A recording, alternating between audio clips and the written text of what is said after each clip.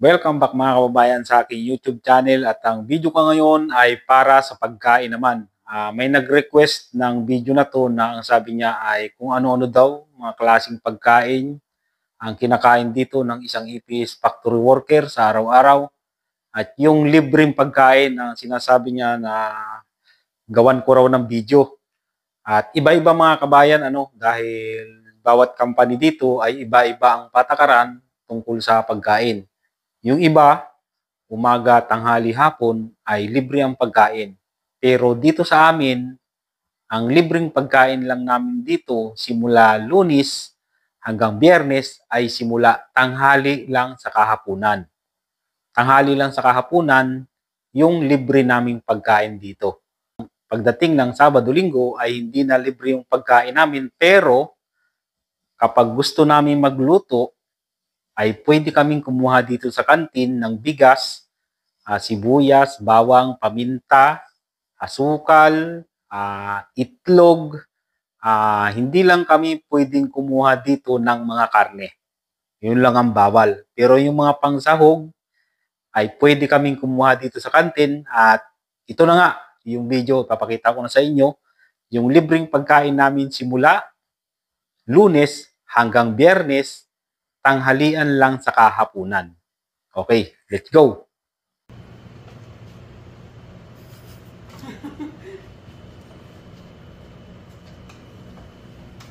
Nandito na tayo mga kabayan sa kantin at pili-pili lang kung ano yung gustong kainin. Ako talaga ay hindi kumukuha ng kimchi dahil medyo matagal na yung kimchi at hindi na masarap. Pagkain namin mga kabayan sa tanghali ngayong Lunes, yan, yung may sabaw, tapos itong meron siyang karne ng pato ito, parang nilaga, tapos may lettuce at merong ito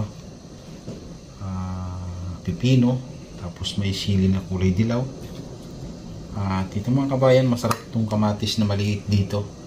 Yan, kamatis na maliit. Tapos ito, dessert yung matamis. Tapos dito mga bayan, parang may sinangag na bawang. Yan.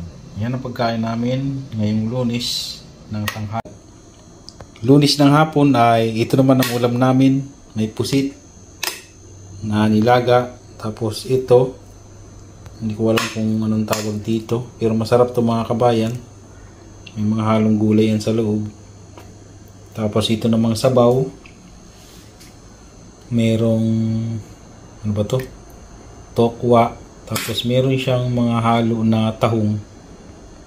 Yan. Masarap din ito mga kabayan. Karamihan lang talaga ng mga sabaw dito ay may halong sili. Okay. Ito ang pagkain sa Lunes ng hapon. Martes ng tanghali, ito yung pagkain namin sa tanghalian mga kabayan. Merong lettuce, merong kamatis, laging di nawawala yung kamatis. Ito, masarap ito mga kabayan, matamis to. Ibang klase yung kamatis na yan.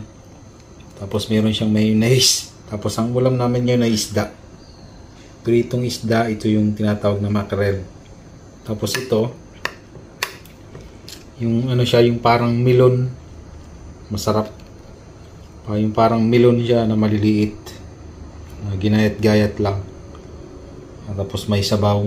Ayan, syempre di mawala yung sili. May sabaw tapos may gulay. Okay.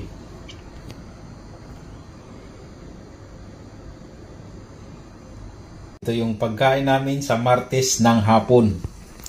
Ayan mga kabayan. Merong itlog ng pugo. Ayan. Tapos may sili. Inaadobo dito ang itlog ng pugo. Tapos meron siyang dessert na dilis. Tapos may ano rin. Ano ba ito? May beans na kulay green. Kanin. Tapos ito. Yung parang meatballs. Sinabawan. Na may sili. Ayan. Yan ang pagkain namin sa Martes ng hapon.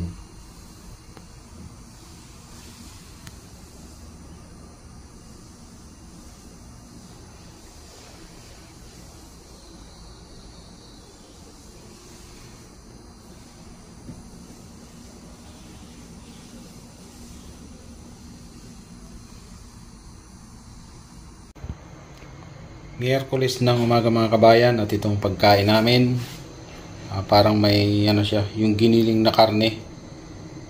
Ayan.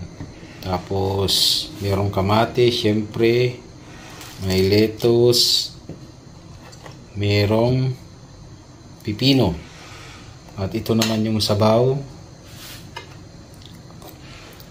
Meron siyang karne ng baka, tapos mayroong ito yung pritong itlog na ginayat-gayat nila. Tapos mayroong giniling na bigas. Ayan. Yung sabaw. At kain tayo mga kabayan. At ito naman ang pagkain namin sa Miyerkules ng gabi. Ito ang aming hapunan. May chicken nugget. Tapos mayroong dessert na dilis na maliliit. May halong sili yan mga kabayan. Tapos ito naman yung sabaw. May tokwa. Tapos may patatas. Tapos may baka na ginayat. Ang sarap yung sabaw na yan mga kabayan. Ayan ang pagkain namin sa Miyerkules ng gabi.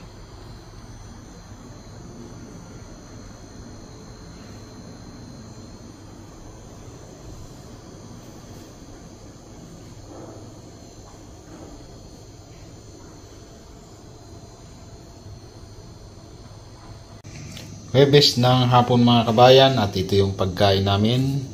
Siyempre di mawala yung lettuce, may mayonnaise, meron ulit pipino, tapos may kamatis, tapos ito mga kabayan, ito yung nilagyan ulit ng mayonnaise na may karne ito ng manok, yung laman.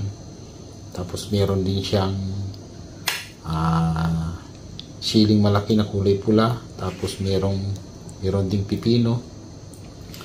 Tapos ito yung tiras kahapon na yung giniling na karne na medyo matamis-tamis pinirito. Tapos mayroong bagong ulam kanina ito. Yung parang mayroong karne ng baboy, saka mayroong pansit. May sibuyas. Tapos ito naman yung sabaw, yung seaweed. Tapos may halong baka. Ayan. Okay.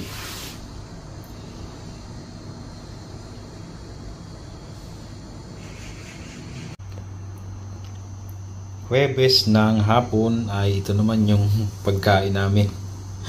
Medyo diet kapag hapon na.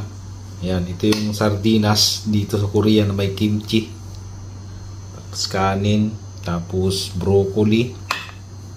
Tapos yung dilis na maliliit.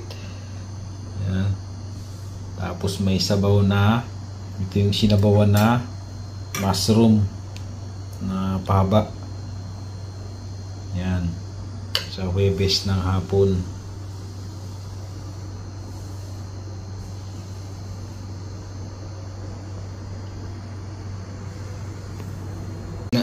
Biyernes ng tanghali mga kabayan, at ito naman yung pagkain namin. Ayan.